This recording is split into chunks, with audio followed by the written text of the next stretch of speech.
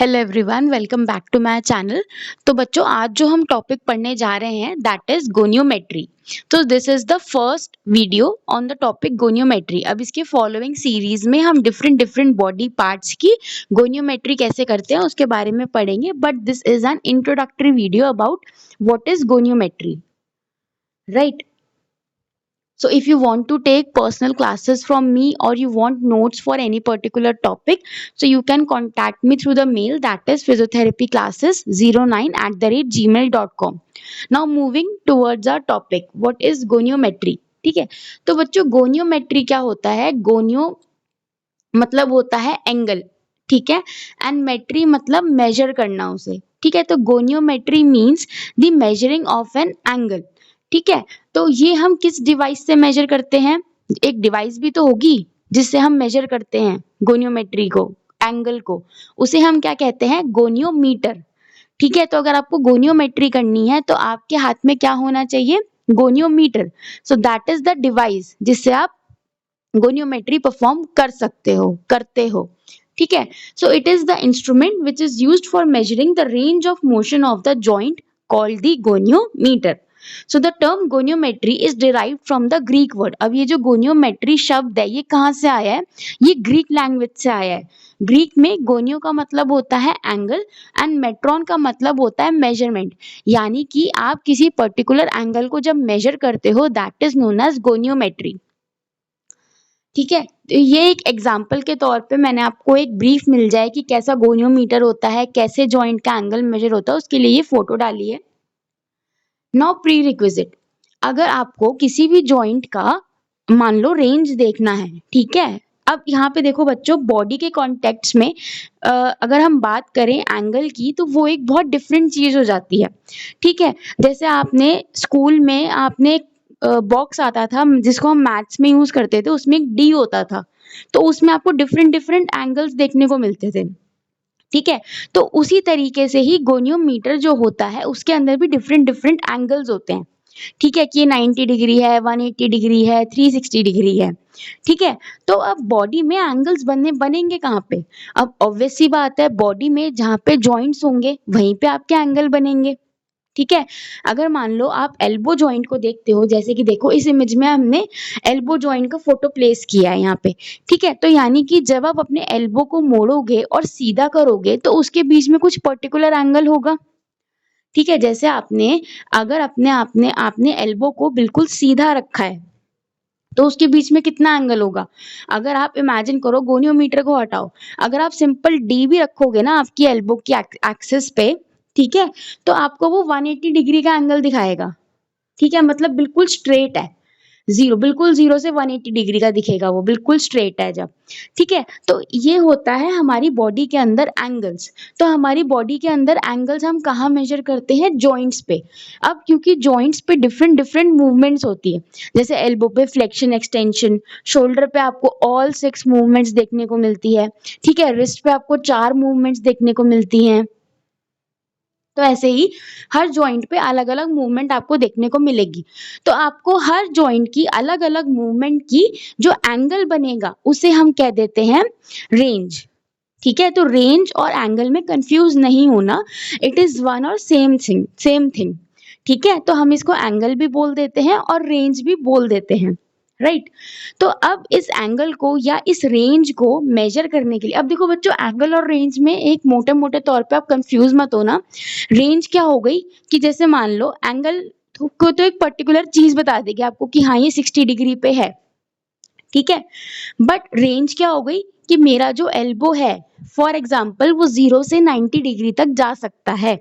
So this is my range, कि मैं 0 से 90 डिग्री तक काम कर सकती हूँ, ठीक है। तो वो हो गई मेरी एल्बो जॉइंट की रेंज फॉर फ्लेक्शन एक्सटेंशन, ठीक है। बट अगर मैं बोलूं कि मेरी जो शोल्डर जॉइंट है, सॉरी एल्बो जॉइंट है, उसका जो एंगल है दैट इज 60 डिग्री, मतलब कि उसमें कोई मूवमेंट नहीं है।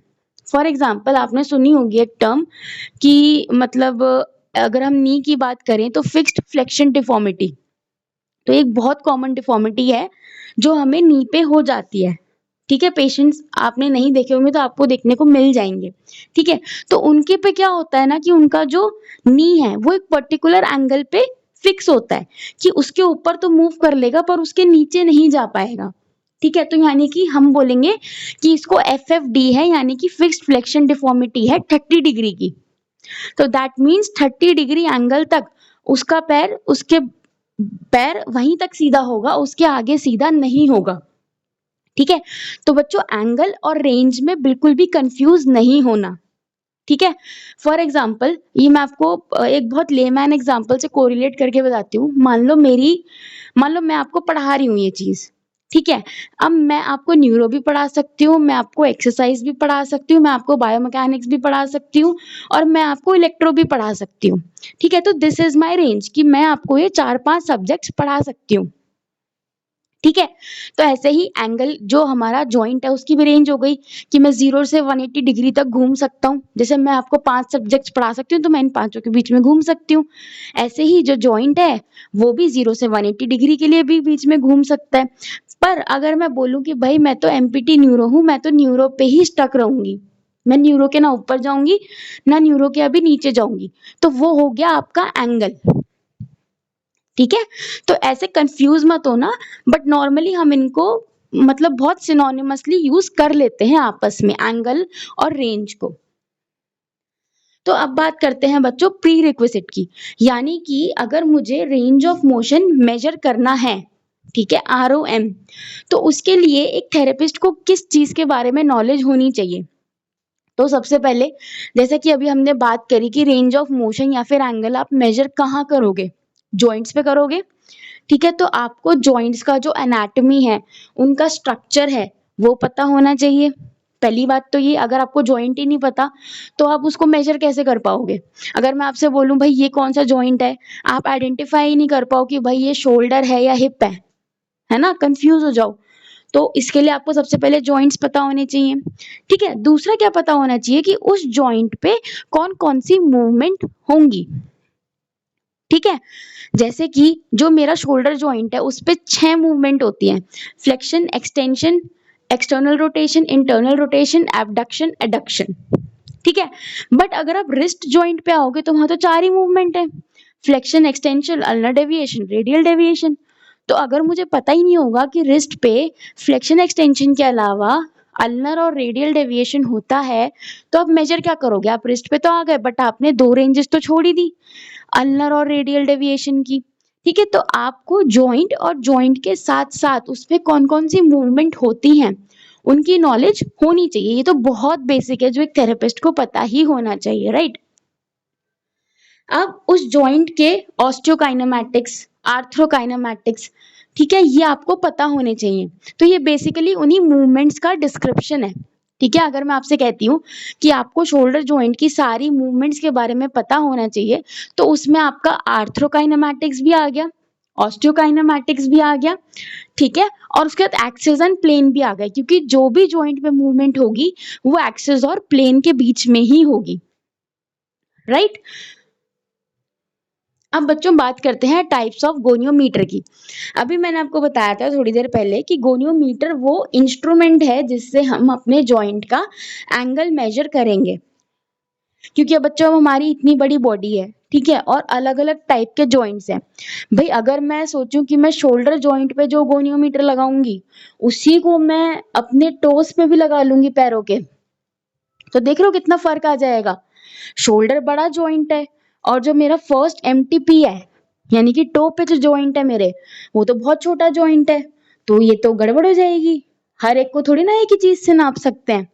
अगर मैं आपसे कहूं कि भाई लेंथ को और वेट को सबको तुम सेंटीमीटर में ही नापो, तो गलत हो जाएगा ना, लेंथ तो आपको सेंटीमीटर में नाप लोगे, बट अगर मैं कहूं जी वेट भी सेंटीमीटर में नापो, तो ऐसा नहीं होगा।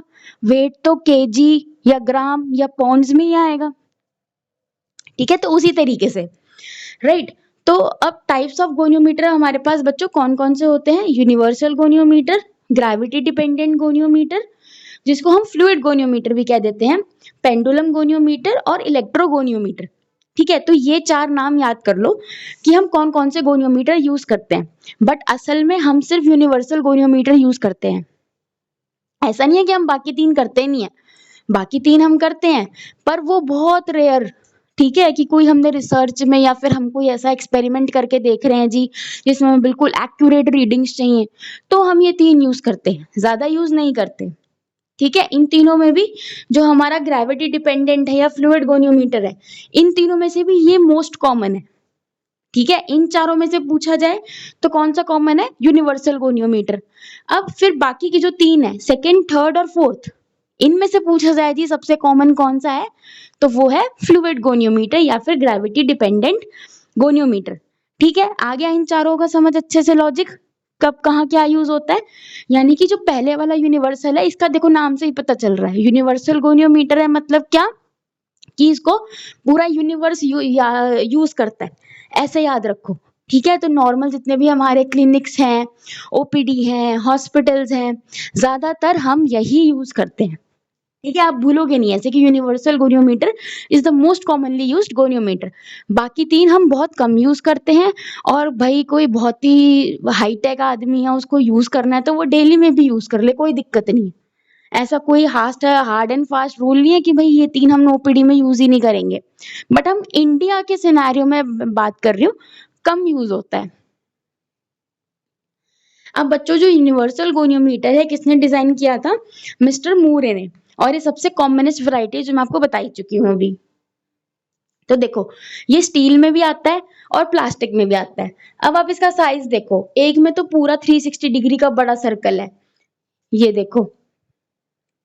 ठीक है, इसमें ये है, इसकी लेंथ थोड़ी लंबी है, पर इसमें भी हाफ डी है, पर इसकी लेंथ इसके कंपैरिजन में छोटी है। ठीक है, तो यूनिवर्सल गोनियोमीटर के बिना बच्चों बहुत सारे वेरिएशंस हैं।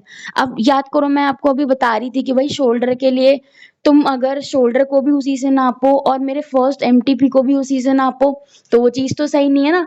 तो इसलिए यूनिवर्सल गोनियोमीटर भी ना अलग अलग शेप और साइज में आते हैं। इन तीनों का कोई अलग से नाम नहीं होता, इन तीनों को कहते यूनिवर्सल गोनियोमीटर ही है, बट इनका साइज और शेप अलग अलग है। क्यों? क्योंकि भाई बॉडी में छोटे बड़े अलग अलग जगह पे बहुत सारे जॉइंट्स हैं। सबको तुम अब मैं तुमसे बोलूं कि सबसे छोटे वाले से तुम शोल्डर की आरओएम लेके दिखाओ, बहुत मुश्किल हो जाएगा, तुम ले ही नहीं पाओगे। ठीक है, फल्क्रम कहाँ लगाओगे, एक्सिस कहाँ लगाओगे? ठीक है, ये टर्म्स अभी आगे पता चलेंगी।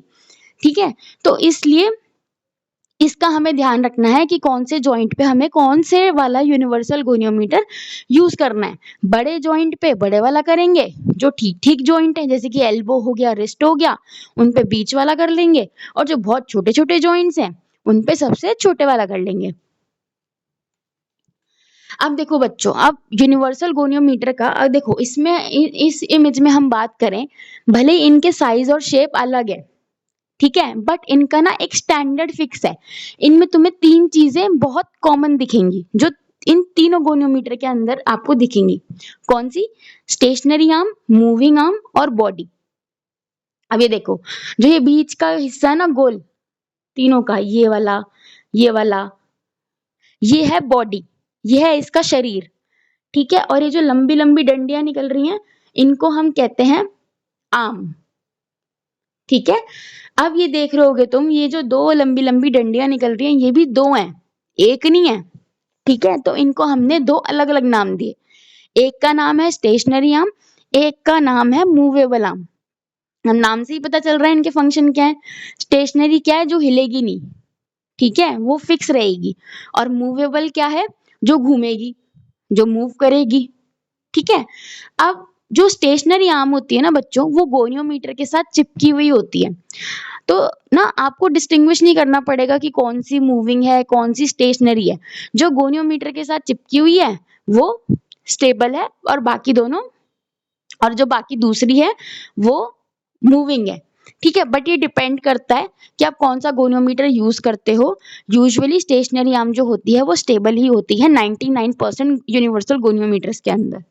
ठीक है, अब देखो यहाँ पे इन्होंने और अच्छे से दिखा दिया इस डायग्राम में, एक तरफ आपका मूविंग आर्म है, एक तरफ आपका स्टेशनरी आर्म है, और बीच में जो बॉडी, अब ये देखो, ये जो पूरी गोल गोल चीज है ना बच्चों, ये पूरी बॉडी है, बट जो इसके बीच का ये हिस्सा है ना, ये है एक्सिस, जिसको हम फल्क्रम भी कह देते हैं। अब ये जो स्टेशनरी आर्म है, इसको घूमने के लिए भी तो कोई एक बीच का पिवट चाहिए ना, जैसे पिवट जॉइंट होता है कि उसके भरोसे हमारा जो हेड है वो रोटेशन कर लेता है जी। है ना। तो इस मूवेबल आर्म को भी तो घूमने के लिए कोई ऐसा पिवट चाहिए जिसके ऊपर ये रोटेट हो सके, तो वो क्या है हमारा एक्सिस, जिसको हमने फलक्रम कह दिया। ठीक है, अब हम बात करते हैं जी यूनिवर्सल गोनियोमीटर की बॉडी की। अब देखो बॉडी के इसके अंदर दो वेरिएशन है, एक तो पूरा सर्कल है और एक सेमी सर्कल है। ठीक है, पूरा सर्कल मतलब 360 डिग्री, सेमी सर्कल मतलब 180 डिग्री। ठीक है, हाफ प्रोट्रैक्टर में इन्होंने लिखा हुआ है 0 to 180 डिग्री, बता चुके हैं जी आपको। और जो फुल सर्कल है उसमें 0 to 360 डिग्री की रीडिंग आती है। जो मिडल ऑफ द बॉडी है, axis and fulcrum screw is present which is also called vertex.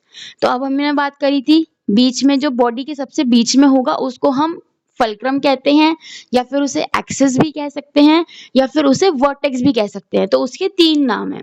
इसका काम क्या होता है, ये क्या करता है, स्टेशनरी आर्म और मूविंग आर्म, यानी कि गोनियोमीटर के जो हाथ पैर हैं, ठीक है, उसको क्या करेगा, ये अपने से चिपका के रखेगा, बॉडी से चिपका के रखेगा। ठीक है, तो स्टेशनरी और मूवेबल आर्म को ऐसे याद कर लो कि जो स्टेशनरी आर्म है वो है तुम्हारे हाथ, और जो मूविंग आर्म है वो तुम्हारे पैर है। बॉडी क्या हो गई हमारी, थोरैक्स और एब्डोमेन, ऐसे कभी भूलोगे नहीं। ठीक है, यानी कि जो मूवेबल आर्म है वो हमारा पैर है, वो मूव करता है। ठीक है, हाथ है वो बॉडी से चिपके रहते हैं, आप हाथों के भरोसे नहीं चलते इंसान। ठीक है, तो इसलिए वो स्टेबल रहता है। So the axis of the goniometer placed over the axis of the joint which has to be measured. अब ये जो बच्चों बीच वाला हिस्सा है, यानी कि बॉडी के जो बीच वाला हिस्सा है एक्सिस वाला, वो किसके पैरेलल, हम किसके साथ हमें लगाना होता है पैरेलल करके, is placed over the axis of the joint. तो अगर आपको एक्सिस और प्लेन्स के बारे में थॉरो नॉलेज है तो ही आप अच्छे से डिटेल्ड एक्यूरेट रीडिंग ले सकते हो प्रिसीजन के साथ। ठीक है, इसलिए इस चीज का पता होना, एक्सिस और प्लेन का पता होना इसलिए जरूरी है। ठीक है, अब यहाँ पे बॉडी दिखाई गई है यूनिवर्सल गोनियोमीटर की। ठीक है, बीच का पॉइंट है जो सेंटर पॉइंट है दैट इज द वर्टेक्स, और इसके दो नाम और होते हैं। ठीक है, अब आता है बच्चों स्टेबल आर्म। तो स्टेबल आर्म को हम stationary arm of the goniometer भी कहते हैं। So it is the extension from the body of the goniometer. ठीक है, the stable arm does not have any motion. तो स्टेबल है भाई, एक चीज स्टेशनरी है तो उसमें कोई मोशन तो होगा नहीं, अंडरस्टूड सी बात है। So this will be aligned with the proximal segment of the measuring joint. तो जो हमारा, अगर मान लो मैं एल्बो जॉइंट पे गोनियोमेट्री कर रही हूँ, ठीक है, तो जो उसका प्रोक्सिमल पार्ट है, अब एल्बो का प्रोक्सिमल क्या होगा, आर्म, यानी कि ह्यूमरस बोन। ठीक है, तो जो स्टेशनरी आर्म है वो हम ह्यूमरस बोन के पैरेलली लगाएंगे। तो this is the stable arm. Now movable arm. अब जो मूवेबल आर्म है, it is the additional attachment with the body of goniometer in the axis. It is aligned with the distal segment of the measuring joint. ठीक है, यानी कि जो movable arm है, अब जैसे एल्बो का ही एग्जांपल लें तो उसमें हमने जो एक्सिस है, बॉडी का जो एक्सिस है वो कहाँ रखा, जॉइंट एक्सिस के साथ में उसके ओवर पे रखा। ठीक है, जो हमारा स्टेशनरी आर्म था उसको हमने कहाँ अलाइन किया, along parallel with the humerus. ठीक है, और डिस्टल को का और मूवेबल आर्म को हम कहाँ अलाइन करेंगे, over the distal segment of the joint which has to be measured. ठीक है, ध्यान से सुनो इन शब्दों को। जो आपका स्टेशनरी आर्म है वो हमेशा जाएगा proximal to the joint, joint के ऊपर वाले हिस्से पे। ठीक है, और जो आपका मूवेबल आर्म है वो जाएगा ओवर द डिस्टल सेगमेंट। ठीक है, यानी कि जॉइंट के जो अगला वाला हिस्सा है उसके अलाइन लगेगा। अब आता है बच्चों दूसरा। अच्छा देखो, इसमें आपको ना एक कंफ्यूजन हो सकता है। ठीक है, जैसे मैंने अभी बताया कि स्टेशनरी आर्म को हम ऊपर लगाते हैं, मूवेबल आर्म को हम नीचे लगाते हैं। चलो बाकी जगह तो हम लगा लेंगे, पर शोल्डर में कैसे करेंगे। ठीक है, तो ये हम पढ़ेंगे जब हम क्या करेंगे, जब हम अपनी नेक्स्ट वीडियो पे जाके पढ़ेंगे about the goniometry of shoulder joint. तो वहां पे आपको पता चलेगा एक और तरीका इन आर्म्स को अलाइन करने का। ठीक है, अब जो दूसरा गोनियोमीटर था बच्चों वो कौन सा था, फ्लूइड गोनियोमीटर या फिर ग्रेविटी डिपेंडेंट गोनियोमीटर। ठीक है, इसको हम क्या कहते हैं, पेल्विक इंक्लाइनोमीटर भी कह देते हैं इसे। ये किसने डिजाइन किया था? ये इन्होंने डिजाइन किया था शेनकर इन 1956। सो अब देखो नाम से ही पता चल रहा है कि इसके अंदर ग्रेविटी है और इसके अंदर एक इसका नाम फ्लूइड गोनियोमीटर भी है, यानी कि ग्रेविटी और फ्लूइड का कुछ लेना देना है इस गोनियोमीटर में। ठीक है, तो इसमें क्या होता है, एक पॉइंटर होता है। ठीक है, जैसे आप वजन नापते हो तो उसके अंदर एक पुराने वजन की जो मशीन आती थी, आजकल तो डिजिटल आती है, खैर पुराने जो वेइंग मशीन आती थी उसके अंदर एक पॉइंटर लगा होता था, तो इसके अंदर भी एक ऐसा ही पॉइंटर होता है। ठीक है, किसके अंदर लगा होता है? एक फ्लूइड फिल्ड चेंबर होता है। हमारी जो वेइंग मशीन थी उसके ऊपर तो किलो लिखे रहते थे, वेट 10 kg, 20 kg, 30 kg। इसमें क्या होता है, इसमें उस पॉइंटर किसके अंदर होता है? फ्लूइड फिल्ड चेंबर के अंदर होता है, जिसके अंदर एयर बबल्स होते हैं। ठीक है, and it is mostly used for measuring the pelvic tilt और ड्रॉप। अब देखो बच्चों, आप सारे जॉइंट्स के आरओएम तो मेजर कर लोगे गोनियोमीटर से, बट कुछ कुछ जगह ऐसी होती है हमारी बॉडी में जहाँ पे आपका यूनिवर्सल गोनियोमीटर काम नहीं करेगा, उसकी अपनी लिमिटेशंस हैं। एडवांटेजेस हैं तो उसकी लिमिटेशंस भी हैं। अब जैसे आपको पेल्विक ड्रॉप या पेल्विक टिल्ट मेजर करनी है, अब गोनियोमीटर से तो नहीं कर सकते उसको, है ना? तो उसके लिए हम क्या यूज करते हैं? Fluid goniometer. तो ये कुछ देखो इस तरीके से दिखता है, इसमें एक पॉइंटर है और ये फ्लूइड फिल्ड चेंबर है, इसमें भी रीडिंग्स लगी हुई हैं। रीडिंग्स किसकी लगी हुई है? एंगल्स की। ठीक है, तीसरा है बच्चों पेंडुलर गोनियोमीटर। ये किसने डिजाइन किया था? फॉक्स एंड वैन ब्रीमन इन 1934। इसके अंदर एक 360 डिग्री प्रोट्रैक्टर होता है विद द वेटेड पॉइंटर। इस तरीके से ये दिखता है। ठीक है, इलेक्ट्रोगोनियोमीटर ये किसने डिजाइन किया था? कार्पोविच एंड कार्पोविच इन 1959। इसके भी दो आर्म्स हैं, एक जो है वो अटैच है विद द प्रॉक्सिमल सेगमेंट, दूसरा जो है वो distal segment of the measuring joint के अटैच होता है, यूनिवर्सल गोनियोमीटर के जैसे ही। The potentiometer is connected with these two arms. अभी जो दो आर्म्स लग रही हैं प्रॉक्सिमल और डिस्टल सेगमेंट पे, ये किससे कनेक्टेड है? पोटेंशियोमीटर से। देखो इस इमेज में देखो, इन्होंने यहाँ पे दो आर्म्स लगाए, ठीक है, प्रॉक्सिमल और डिस्टल सेगमेंट पे अलाइन करके, और उसको एक पोटेंशियोमीटर के साथ कनेक्ट कर लिया। ठीक है, अब जैसे जैसे बंदा अपना मूवमेंट करेगा, ठीक है, हाथों की मूवमेंट करेगा तो पोटेंशियोमीटर पे वो डिफ्लेक्ट हो जाएंगी। ठीक है, और ये हम किस में ज्यादा यूज करते हैं बच्चों? रिसर्च में। ठीक है, इलेक्ट्रोगोनियोमीटर। अब आता है बच्चों प्रोसीजर। तो बच्चों हम प्रोसीजर डिस्कस करेंगे about the universal goniometer only, क्योंकि जो बाकी तीन है वो इतना पेपर में पूछे भी नहीं जाते हैं। ठीक है, रिसर्च पॉइंट ऑफ व्यू से उनका यूज होता है, तो कॉमनली हमारी क्लिनिकल सेटिंग्स में या हॉस्पिटल सेटिंग्स में इट इज नॉट यूज्ड। ठीक है, आप करना चाहो तो कर सकते हो, बट क्योंकि उसमें बहुत तामझाम हो जाते हैं तो हम यूज नहीं करते, हम यूनिवर्सल गोनियोमीटर ही यूज करते हैं। तो हम उसी का प्रोसीजर पढ़ेंगे कि यूनिवर्सल गोनियोमीटर का क्या तरीका होता है लगाने का। अब देखो ये जो प्रोसीजर है ना, ये बहुत एक बेसिक प्रोसीजर है जो आप हर जॉइंट पे अप्लाई कर सकते हो। ठीक है, और हम जॉइंट वाइज अलग अलग गोनियोमेट्री हर जॉइंट की पढ़ेंगे। ठीक है, कि शोल्डर का रोटेशन कैसे मेजर करोगे, फ्लेक्शन कैसे मेजर करोगे, नी का फ्लेक्शन एक्सटेंशन कैसे मेजर करोगे, क्या क्या पोजीशन में वेरिएशन कर सकते हो, तो वो तो हम जॉइंट वाइज चलेंगे। इसी में बता दूंगी तो वीडियो तो नहीं कितने घंटों का बन जाएगा। ठीक है, तो ये एक बेसिक प्रोसीजर है कि जब भी आप यूनिवर्सल गोनियोमीटर यूज करोगे तो कैसे करोगे। So patient clothes are removed where the joint measurement is to be taken. तो बच्चों ये बहुत मेन पॉइंट है, और यहाँ पे आपको आपका टीचर या फिर जो एग्जामिनर आएगा वाइवा लेने वो फंसा भी सकता है, क्योंकि बहुत बच्चे ये सोचते हैं कि क्लोथ्स के ऊपर भी हम मेजरमेंट ले लेंगे। ठीक है, so that is not the correct way of taking the measurements for the goniometry. तो जो भी जॉइंट आप पेशेंट का देख रहे हो, जिस पे आप गोनियोमीटर रख रहे हो, it should be properly exposed. ठीक है, अगर मान लो कोई ऐसा एरिया है जहाँ पे आप प्रॉपर एक्सपोजर दे रहे हो, फॉर एग्जाम्पल हिप जॉइंट है, या फिर किसी किसी केस में फीमेल्स में अगर नी जॉइंट भी है, तो जो बाकी एरिया है, for the sake of modesty it should be covered. ठीक है, position the patient in the relaxed manner and the joint to be measured should be free from any obstruction like pillow, couch, etc. अब देखो सीधी सी बात है, अगर मान लो मुझे मेरे एल्बो जॉइंट की मेजरमेंट करनी है, ठीक है।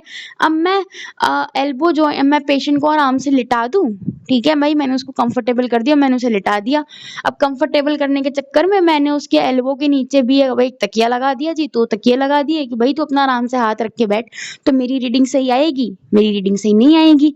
क्यों? क्योंकि जो उसका एल्बो जॉइंट है उसकी तो भाई वो मूवमेंट ही नहीं कर पा रहा पूरी अच्छे से, क्योंकि इसके तो पिल्लो अड़ गया बीच में, तो उसका तो फुल एक्सटेंशन में जा ही नहीं पा रहा हाथ। तो मैं गोनियोमीटर प्लेस ही कैसे करूंगी, मेरी तो रीडिंग सारी गलत हो गई। तो हमें प्रॉपरली इस तरीके से प्लेस करना है पेशेंट को कि वो कंफर्टेबल हो, और जब वो जिस जॉइंट का या फिर जो मोशन मैं करवाना चाहती हूँ पेशेंट से, वो ढंग से बिना किसी रुकावट, ऑब्स्ट्रक्शन यानी रुकावट से ना रुके। ठीक है। And the measuring joint has to be in 0 degree position.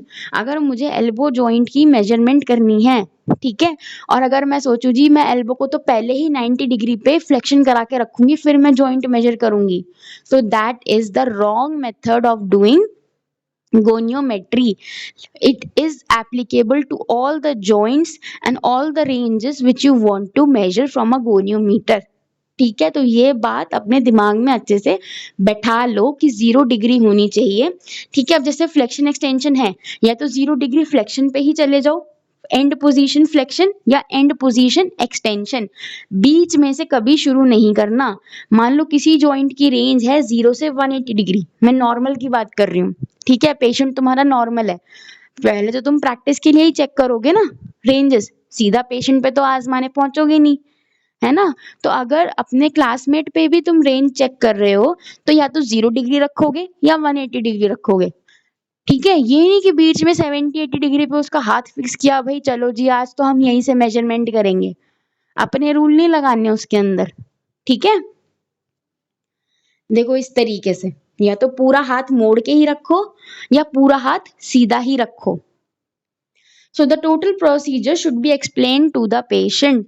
Patient को पहले पूरा प्रोसीजर समझाएंगे, उसके बाद ही करेंगे। पेशेंट को भी तो पता होना चाहिए मुझे क्या करना है। गोनियोमीटर वीटर सब अलाइन कर लिया, ऑब्स्ट्रक्शन फ्री कर दिया, क्लोज हटा दिया, पेशेंट को पता ही नहीं जी मुझे करना क्या है, मुझे कितना हाथ मोड़ना है। मोड़ते मोड़ते वो आप लोगों से पूछ रहे हैं मैं अपना एल्बो कितना मोड़ूं जी, और मोड़ूं और सीधा करूं, ऐसे नहीं करते। ठीक है, therapist has to stand near the patient and facing the joint which has to be measured. अब ये वैसे तो बहुत अंडरस्टैंडेबल लाइन है खुद में ही, ठीक है, कि जिस चीज को तुम मेजर कर रहे हो उसे देखोगे तो सही, तभी तो मेजर कर पाओगे, है ना। एक्सेस और the fulcrum of the goniometer is placed over the axis of the joint to be measured. तो यानी कि आपका जो बॉडी के अंदर जो एक्सेस फल्क्रम या वर्टेक्स वाला पॉइंट था, जो बॉडी के भी बीच में था, उसको हम कहाँ रखते हैं हमेशा, जॉइंट एक्सेस के ऊपर, इस तरीके से। स्टेबल आर्म जो होती है वो प्रॉक्सिमल सेगमेंट के साथ रहती है, मूवेबल आर्म रहती है वो डिस्टल सेगमेंट के साथ रहती है। ये सब हम पढ़ के आए हैं, ठीक है, इसलिए वो सारी चीजें प्रोसीजर में यूज हो रही हैं, इसलिए वो चीजें ध्यान में रखने की थी, अगर ध्यान से निकाल दी हैं तो दोबारा ध्यान में ले आओ। Therapist has to move the distal segment of the joint with the movable arm of the goniometer to measure the joint range. अब देखो इस लाइन का मतलब इस इमेज से सीखने को मिलेगा। अब देखो मैंने क्या कहा था कि हमें या तो बिल्कुल 0 डिग्री पे रखना है या बिल्कुल ही एंड रेंज पे जाके रखना है। ठीक है, तो इस इमेज को गलत मत समझना, ये बीच में करते हुए प्रोसीजर की इमेज ली गई है। ठीक है, तो हमने क्या किया बच्चों, देखो हमने क्या बोला कि हम प्रॉक्सिमल आर्म जो है वो रखेंगे किस पे, प्रॉक्सिमल सॉरी जो हमारा स्टेशनरी आर्म है वो हम रखेंगे प्रॉक्सिमल सेगमेंट पे। ठीक है, अब यहाँ पे देखो इन्होंने नी ले रखा है, तो अगर मान लो मैं नी जॉइंट का गोनियोमेट्री कर रही हूँ, तो मैंने एक्सेस कहाँ रखा, नी जॉइंट के एक्सेस के ऊपर। ठीक है, जैसे इन्होंने रखा हुआ है, ठीक है, एक्सेस को। स्टेशनरी आर्म जो है ये इन्होंने फीमर के अलोंग लगाया, क्योंकि प्रॉक्सिमल सेगमेंट है फीमर नी जॉइंट का। ठीक है, और डिस्टल सेगमेंट पे क्या रखा इन्होंने, मूविंग आर्म। ठीक है, तो ये जो लास्ट वाली लाइन बच्चों हमने पढ़ी, इसका क्या मतलब है कि आप जब पेशेंट को बोलोगे कि आप नी फ्लेक्शन करो, तो पेशेंट अपना नी फ्लेक्शन करेगा। ठीक है, तो आपका स्टेबल आर्म तो नहीं हिलेगा, बट आपका जो नी सॉरी ये टिबिया वाला पार्ट है ये तो मूव करेगा, लोअर लिम्ब लोअर लेग। ठीक है, तो उसके साथ साथ ही आपको जो डिस्टल आर्म जो लगा सॉरी जो मूवेबल आर्म जो लगा हुआ है डिस्टल सेगमेंट के साथ, उसको भी मूव करना है। ठीक है, this is the thing. Now selection of goniometer. तो अब बच्चों, अब आपको पता होना चाहिए कि आप कौन सा गोनियोमीटर यूज करोगे, ठीक है, रेंज ऑफ मोशन लेने के लिए। So if the bony segment of the joint are big, the bigger size, हम पढ़ चुके हैं पहले से ही इसे, ठीक है, और स्मॉलर है तो स्मॉलर गोनियोमीटर यूज करोगे। Normally the inclinometer is mostly use to measure the pelvic motion, ये भी हम पढ़ के आए हैं अभी। अब पेशेंट की पोजीशन क्या होगी? अब पेशेंट की जो पोजीशन है बच्चों, ये बहुत जरूरी फैक्टर होता है किसी भी जॉइंट का रेंज ऑफ मोशन लेने के लिए।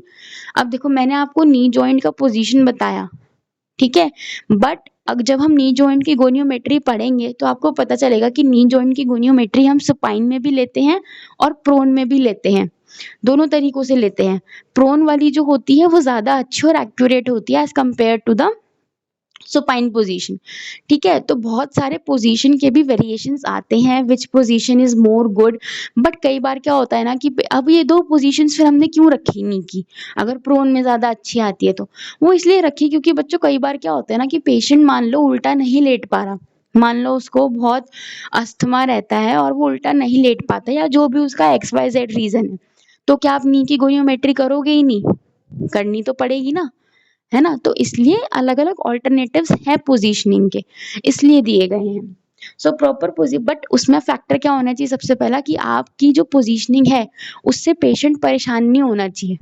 आपने मान लो किसी पेशेंट को उल्टा लेटने में प्रॉब्लम है, फिर आपने कर दिया नहीं जी नहीं, मैं तो नी प्रोन में ही ज्यादा अच्छी आती है नी की रीडिंग, तो आप तो उल्टे ही लेटो, तो वो वहां पे बिल्कुल खत्म काम हो जाएगा, वो नहीं करना। पेशेंट को सबसे पहले कंफर्टेबल रखना, अगर वो सुपाइन में कंफर्टेबल है, सीधे लेटने में कंफर्टेबल है, तो आप सीधे में ही रीडिंग लोगे। To measure the range of motion of one particular joint, the below mentioned factors has to be followed. The joint structure has to be in relaxed manner. Joint should be in zero starting position. Complete range of motion has to be permitted. कोई रुकावट नहीं होनी चाहिए उसमें. Proximal joint has to be fixed or stabilized. There is no proper recommended position to measure the range of motion with the goniometer. ठीक है, ये इसीलिए नहीं है क्योंकि पेशेंट की कंडीशन पे भी डिपेंड करता है कि वो कौन सी पोजीशन अटेन कर सकता है, कौन सी नहीं कर सकता। So it may vary depending upon the creativity of the examiner along with the patient condition. Only thing is it should fulfill the above said conditions with the convenient positioning for the patient as well as the therapist. अब factors, कौन कौन से factors हैं जो range of motion को affect करेंगे? तो ये 7 फैक्टर्स हैं बच्चों जो जो अफेक्ट करते हैं रेंज ऑफ मोशन को, ठीक है। सबसे पहला है सॉफ्ट टिश्यू टाइटनेस। अब मैंने वीडियो की स्टार्टिंग में एक टर्म यूज करी थी, that is fixed flexion deformity, जिसमें आपका जो नी है वो फ्लेक्शन की पोजीशन में डिफॉर्म हो जाता है, ठीक है, यानी कि फुल एक्सटेंशन नहीं हो पाता। अब इसके बहुत सारे सॉफ्ट टिश्यू कॉजेज भी हो सकते हैं कि उसका हैमस्ट्रिंग में कोई प्रॉब्लम हो, या हैमस्ट्रिंग उसका बहुत स्पाज्म में चला गया है, या फिर कोई उसको स्पास्टिसिटी हुई थी उसकी वजह से कॉन्ट्रैक्चर्स हैं उसको, ठीक है, मतलब बहुत सारे रीजंस की वजह से ये डिफॉर्मिटी आ सकती है, जिसकी वजह से रेंज ऑफ, अब ये तो एग्जांपल ही है एक फिक्स्ड फ्लेक्शन डिफॉर्मिटी, बहुत सारे अदर फैक्टर्स भी वो सॉफ्ट टिश्यू फैक्टर्स हो सकते हैं जिनकी वजह से रेंज ऑफ मोशन है वो कम हो गया, ठीक है। फिर होता है एडहेशन फॉर्मेशन। तो adhesion formation of the joint reduces the ROM, ठीक है, लैक ऑफ मोबिलिटी रहेगी जिसकी वजह से there is reduction in the flexibility of the joint, ठीक है। जैसे कि मान लो जो एडहेसिव कैप्सुलाइटिस कंडीशन होती है उसके अंदर भी आपको एडहेशंस फॉर्मेशन देखने को मिलेंगे, तो उसकी वजह से पेशेंट क्या बोलता है कि मेरे शोल्डर में मैं ये नहीं कर पा रहा, मैं पीछे कमर पे हाथ नहीं रख पा रहा, मैं बाल नहीं पा रहा। So these are the common terms which the patient says to you. So if the joint structure are immobilized for prolonged period reduces the extensibility, मतलब यही कि मतलब immobilization रहेगी, मान लो किसी को फ्रैक्चर हुआ तो बहुत दिनों तक उसका जो हाथ था वो उसी तरीके से बंधा रहा, तो immobilization हो गई, या फिर किसी और कंडीशन की वजह से पेशेंट को immobilize करना पड़ा, तो उसकी वजह से जॉइंट की फ्लेक्सिबिलिटी, एक्सटेंसिबिलिटी, उसका प्रॉपर जो न्यूट्रिशन था वो उसे नहीं मिल पा रहा। तो ये सारी चीजें क्या करती हैं, एडहेशन फॉर्मेशन को प्रेरित करती हैं, उसके फेवर में काम करती हैं कि एडहेशंस बने इसके अंदर, और फिर उससे क्या होगा, रेंज ऑफ मोशन आपकी कम हो जाएगी। इंजरी और इन्फ्लेमेशन अराउंड द जॉइंट, तो कोई भी इंजरी होगी बच्चों तो एक बार तो आपकी रेंज ऑफ मोशन कम होगी। जब हमारे एंकल में स्प्रेन आता है, हमारा जो पैर है वो मुड़ जाता है, तो क्या हमारी कंप्लीट रेंज ऑफ मोशन होती है? नहीं। आपको पेशेंट ही बोल देगा भाई मत छुओ, छूने छूने ही नहीं देते, स्वेलिंग आ जाती है, इंजरी हो जाती है। ठीक है।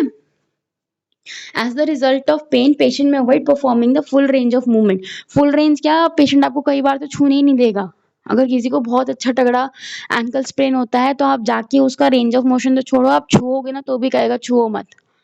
ठीक है, तो रेंज ऑफ मोशन लेना तो उस टाइम भूल ही जाओ। मसल बल्क, तो देखो जैसे क्या होता है ना, किसी किसी के आपने देखे होंगे कि जो बाइसेप्स हैं वो बहुत ज्यादा उन्होंने या तो बहुत ज्यादा बाइसेप्स की हाइपरट्रॉफी कर रखी होती है, मतलब बाइसेप्स उन्होंने जिम विम जाके बहुत अच्छे बना रखे होते हैं, या फिर किसी का क्या होता है हाथ पे बहुत ज्यादा फैट होता है बाइसेप्स वाले एरिया पे। तो जब आप एल्बो फ्लेक्शन करने को बोलोगे ना तो उनका पूरा फ्लेक्शन की रेंज आ ही नहीं पाएगी। क्यों? क्योंकि या तो उनकी मसल लड़ेगी जो जिम वाले बंदे हैं उनकी, या फिर जो मोटे लोग हैं, नो ऑफेंस टू एनीवन, ठीक है, या फिर जिनका हाथ मोटा है उनका जो फैट है वो अड़ेगा। ठीक है, तो इन चीजों की वजह से भी आपका जो रेंज ऑफ मोशन है वो कम हो जाएगा। ऑल्दो वो बंदा बिल्कुल नॉर्मल है, उसको कोई पैथोलॉजिकल कंडीशन नहीं है, बट उसके मसल बल्क की वजह से या फैट कंटेंट की वजह से, सॉफ्ट टिश्यू कंटेंट की वजह से आपका रेंज ऑफ मोशन पूरा नहीं हो पा रहा। सो it is not an accurate reading. ठीक है। अब आता है बच्चों सेक्स। तो सेक्स के वजह से भी आपका जो रेंज ऑफ मोशन है वो वेरी करता है, डिफरेंस रहता है। So females will be having less hip extension and hyper hip flexion after 25 years, but the same is reverse in male. Generally female will be having more flexible and increase range of motion than male. अब इसका reason क्या है ये आप मुझे comment करके बताओ। अब आता है बच्चों एज। तो आपने देखा होगा कि जो रेंज ऑफ मोशन है वो बच्चों का ज्यादा होता है। ठीक है, अब आपने बच्चों के अंदर एक टेस्ट भी देखा होगा कि जब न्यूबॉर्न इन्फेंसी होते हैं तो जो उनका पैर होता है ना, आप उनका फुट लोगे और डोर्सी फ्लेक्शन करोगे तो वो पूरा टिबिया तक छूता है। ठीक है, आप करके देखना, अगर किसी के घर में छोटा बच्चा हो ना तो आप करके देखना। ठीक है, जो उसका इस टेस्ट का नाम होता था मुझे अभी याद नहीं आ रहा, बट मैं आपको बता दूंगी इस टेस्ट के बारे में। ठीक है, तो आप उसका अगर पैर को डोर्सी फ्लेक्शन करके लेके जाओगे ना तो वो पूरा टच करेगा टिबिया को। आप करने की कोशिश करोगे तो नहीं होगा। क्यों? क्योंकि उस टाइम उनकी बोन्स का फ्यूजन नहीं होता। ठीक है, day by day ROM reduces, तो जैसे जैसे आप बड़े होते जाओगे आपकी जो आरओएम है वो घटती जाएगी। Then the nervous system. So sometimes the range of motion may vary with the pathological changes, that is disease process in the nervous system. जैसे कि spasticity हो गई, अपर मोटर न्यूरॉन लेजन हो गया। ठीक है, इनकी वजह से भी हमारी जो रेंज ऑफ मोशन है वो कम हो सकती है। लोअर मोटर न्यूरॉन लेजन के अंदर क्या होता है, फ्लेसिडिटी हो जाएगी, तो कुछ ज्यादा ही रेंज ऑफ मोशन हमें देखने को मिलेगी। ठीक है, तो ये चीजें हमें ध्यान रखनी है।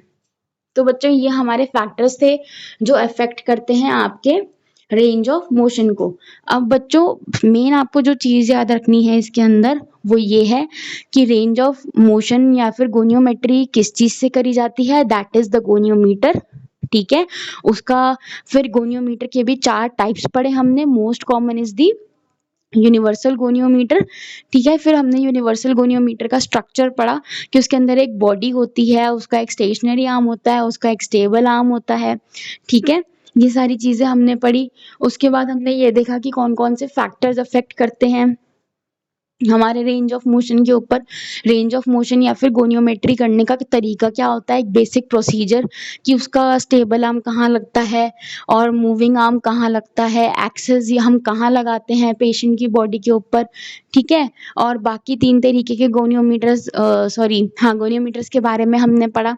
ठीक है, so this is the basic video about goniometry. ठीक है, अब जो आगे वीडियोज आएंगी वो होंगी जॉइंट स्पेसिफिक, शोल्डर जॉइंट का गोनियोमेट्री, एल्बो जॉइंट का गोनियोमेट्री, बट जो बेसिक फंडा है वो यही रहेगा। So if you have any doubt or you have any question, so you can ask me in the comment sections. Thank you.